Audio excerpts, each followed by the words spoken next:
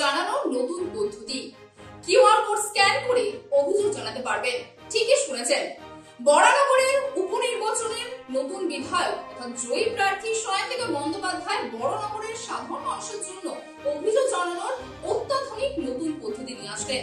যে পদ্ধতির মাধ্যমে অর্থাৎ বলতে পারেন যে স্ক্যান করে তারা তাদের অভিযোগ তুলে ধরতে পারবে, অর্থাৎ সায়ন্তিকাকে তারা সরাসরি সেই অভিযোগ কিন্তু জানাতে পারবে, এমনটাই তিনি জানিয়েছেন। আপনাদের জানিয়ে রাখি যে উপনির্বাচনে বরানগর থেকে জয়ী হয়েছেন সায়ন্তিকা বন্দ্যোপাধ্যায় এবং জয়ী হওয়ার পর থেকে বরানগরের সাধারণ মানুষের কাজ সমস্যা কত তাড়াতাড়ি দ্রুত সমাধান করা যায় সেই পথে হেঁটেছেন সায়ন্তিকা বন্দ্যোপাধ্যায় এবং এবার সেই পথে কিন্তু নতুন একটি অত্যাধুনিক পদ্ধতি তিনি সামনে নিয়েছেন, অর্থাৎ কিউআর কোড স্ক্যান করে সাধারণ মানুষ তার কাছে অভিযোগ জানাতে পারবেন।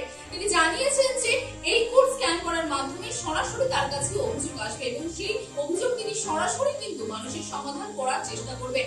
তবে তিনি এটাও জানিয়েছেন যে বরানগরে তার বিধায়কের অফিসে খুলবে, তবে সেখানেও এসব কিন্তু মানুষ সরাসরি তার কাছে অভিযোগ দায়ের করতে পারবে। তবে যারা তার কাছে পৌঁছাতে পারছেন না বা যারা তার কাছে এসে অভিযোগ জানাতে পারছে না তাদের জন্য এই কিউআর কোড তিনি এনেছেন, যে কিউআর কোড স্ক্যান করে কিন্তু তারা সরাসরি সায়ন্তিকা বন্দ্যোপাধ্যায়কে অর্থাৎ নবনির্বাচিত বিধায়ককে তারা তাদের অভিযোগ জানাতে পারবে এবং সেই অভিযোগ যত দ্রুত সম্ভব নতুন অর্থাৎ নবনির্বাচিত বিধায়িকা তিনি কিন্তু সমাধান করার চেষ্টা করবেন এবং সেই বিষয় মাথায় নিয়ে কিন্তু এই অত্যাধুনিক যে অভিযোগ জানানোর পদ্ধতি সেই অভিযোগ জানানোর পদ্ধতিকে সামনে তুলে ধরেছেন সায়ন্তিকা বন্দ্যোপাধ্যায়।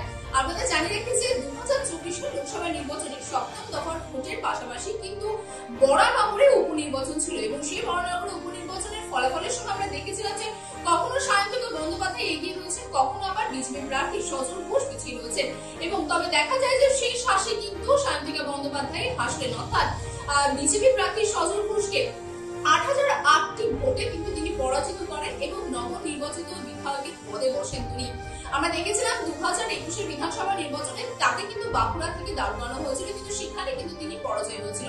তবে পরাজয় হয়েও কিন্তু সেই বাঁকুড়া তিনি ছাড়েনি, মাটি কামড়ে অর্থাৎ মাটি আঁকড়ে তিনি পড়েছিলেন, যেমনটা তিনি নিজেই বলেন যে মাটি আঁকড়ে তিনি সেই বাঁকুড়াতে পড়েছিলেন এবং শুধু তাই নয় সেখানে কিন্তু একটি অফিস বানিয়ে সাধারণ মানুষের সমস্যা সমাধানের চেষ্টা করলেন। এবার নতুন ভাবে তিনি বিধায়কের পদ পেলেন বরানগরে, যেখানে 2024 লোকসভা নির্বাচনে তাকে প্রার্থী না করায় একটু তো মন খারাপ হয়েছিলেন, তিনি নিজেই বলেছিলেন। তারপরে কিন্তু বিধায়ক অর্থাৎ বরানগর উপনির্বাচনে তার নাম দেওয়া হয় এবং ঠিক তারপরে সেই উপনির্বাচন থেকে কিন্তু তিনি জয়ী হয়েছেন এবং এই মুহূর্তে তিনি কিন্তু বরানগরের বলতে পারেন বিধায়ক সায়ন্তিকা বন্দ্যোপাধ্যায় এবং সেই বরানগরের সাধারণ মানুষের যাতে সমস্যা অতি দ্রুত তিনি সমাধান করতে পারেন সেই কথা মাথায় রেখে কিন্তু এই অত্যাধুনিক নতুন পদ্ধতি তিনি সামনে নিয়েছেন কিউআর কোড। যে কিউআর কোড যেমনটা বললাম যে স্ক্যান করার মাধ্যমে কিন্তু সাধারণ মানুষ তাকে সরাসরি অভিযোগ জানাতে পারবে।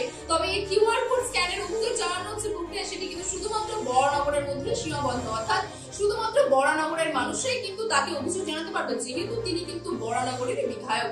তবে তার এই প্রকল্প বা তার এই অত্যাধুনিক যে দৃষ্টান্ত নিয়ে তিনি এসেছেন সেই দৃষ্টান্ত কতটা সফল হবে, তিনি কতটা সাধারণ মানুষের সমস্যা দূর করতে পারবেন অতি দ্রুত, সেদিকে নজর তো আমাদেরও থাকবে।